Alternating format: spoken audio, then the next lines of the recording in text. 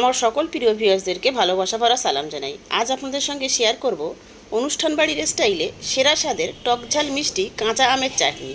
প্রায় সকল বাঙালি শেষ পাতে চাটনি খেতে ভীষণই পছন্দ করে, আর যদি হয় এই রকম মুখরোচক আমের চাটনি সাথে একটু পাঁপড় ভাজা, তাহলে তো আর কথাই নেই। বানিয়ে নেওয়া খুবই সহজ, তাহলে আসুন রেসিপিটি ঝটপট দেখে নেওয়া যাক। প্রথমেই আমি এখানে দুটো আম নিয়েছি, ওজনে 300 গ্রাম আছে। ভালোভাবে ধুয়ে নিয়েছি এবং খোসা সমেত এইভাবে টুকরো টুকরো করে কেটে কিছুটা জলে বেশ কিছুক্ষণ হলো ভিজিয়ে রেখেছি। আপনারা চাইলে লম্বা লম্বাভাবেও কেটে নিতে পারবেন। এখানে একটা পাত্রে কিছুটা জল গরম হতে বসিয়ে দিয়েছি। জল গরম হয়ে এসছে, কেটে ভিজিয়ে রাখা আমগুলো সব দিয়ে দেব। সমস্ত আমগুলোকে প্রায় 2 থেকে 3 মিনিট ভাপিয়ে নেব।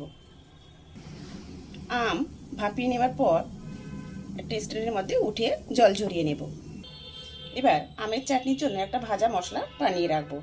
একটা ছোট প্যান বসিয়ে দিয়েছি, দিয়ে দেব 1/2 টিস্পুন গোটা জিরে আর একটা শুকনো লঙ্কা, আর 1/4 টিস্পুন পাঁচফোড়ন, আর 1/4 টিস্পুন মৌরি। একটু গরম হতে দেব।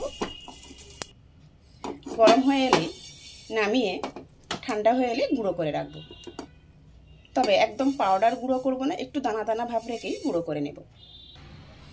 একটা পাত্রে দিয়ে দিয়েছি 1 টিস্পুন সরিষার তেল, দিয়ে দেব 1/4 টিস্পুন পাঁচফোড়ন, দেব একটা তেজপাতা আর 1 থেকে 2 পিঞ্চ মতো হলুদ গুঁড়ো।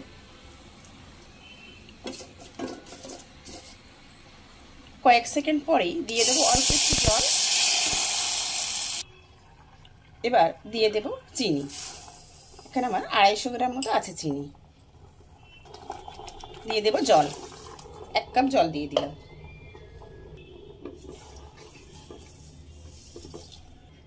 এক কাপ জল দিয়েছিলাম, আরো 1/2 কাপ জল দিয়ে দিলাম। চিনি মেল্ট হয়ে আসা পর্যন্ত অপেক্ষা করব। চিনি মেল্ট হয়ে এসছে, এবার ফুটতে দেব।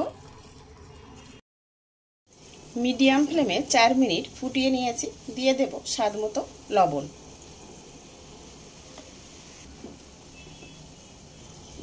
এবার আগে থেকে ভাপিয়ে রাখা আমগুলো দিয়ে দিলাম।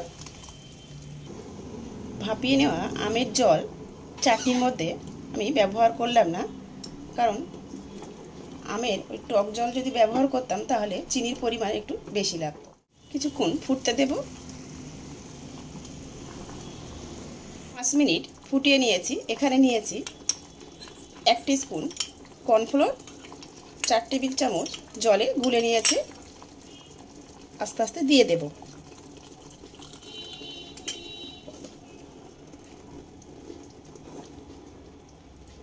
একটু মিশিয়ে দিলাম। এতে কি হবে, আমের চাটনির গ্রেভিটা বেশ ঘন হবে। আমের টক হিসাবে চিনির পরিমাণ কিন্তু কম বেশি লাগতে পারে। এখানে আমি ভাজা মশলাগুলো যেটা বানিয়েছিলাম সেটা সব দিয়ে দিলাম। প্রায় 1 থেকে 1.5 মিনিট একটু ফুটতে দেব। 1.5 মিনিট ফুটিয়ে নেওয়ার পর গ্যাসের ফ্লেম অফ করে দেব, দিয়ে ঢাকা দিয়ে কিছুক্ষণ রাখবো। রেখে ঠান্ডা হলে সার্ভ করে নেব। চাটনি ঠান্ডা হওয়ার পর সার্ভিং বলে উঠিয়ে নিয়েছি। দেখতে যেমন চমৎকার হয়েছে, খেতেও তেমন টেস্টি। আশা করি একটু হলেও রেসিপিটি আপনাদের ভালো লেগেছে। ভালো লেগে থাকলে ভিডিওটিতে লাইক দেবেন, নতুন বন্ধু হলে ইউটিউব চ্যানেলটি সাবস্ক্রাইব করবেন, আর ফেসবুক পেজটি ফলো করার অনুরোধ রইল। ভিডিওটি শেষ পর্যন্ত দেখার জন্য সবাইকে ধন্যবাদ।